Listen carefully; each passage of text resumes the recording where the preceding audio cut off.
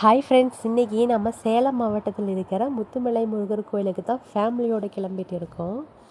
48 நாள் தைப்பூசம் விரதம் இருந்து தைப்பூசத்தம் அன்னைக்கு முருகரை பார்க்க முடியலங்க. என்றைக்கு நான் முருகரை பார்க்குறேனோ அன்னைக்கு தான் நான் விரதத்தை முடிப்பேன்னு மனசில் நினச்சேன். 4 மாதம் ஆகியும் நான் நான்வெஜ் எதுவுமே சாப்பிட்லங்க. தை மாதம் முருகரை பார்க்கணுன்னு நினச்சேன். ஆனால் பங்குனி மாதம்தான் முருகரை பார்க்க முடிஞ்சிச்சு. இன்றைக்கி நம்ம ஃபேமிலியோட முருகர் கோயிலுக்கு வந்தாச்சு. என் பையனுக்கும் அப்படியே மொட்டையும் போட்டாச்சுங்க.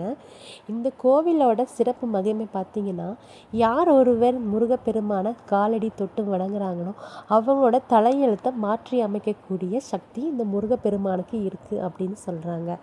இந்த சிலை உலகத்திலேயே மிக உயரமான முருகர் சிலைங்க. இதோட மகிமைகள் நிறையா இருக்குதுன்னு சொல்கிறாங்க.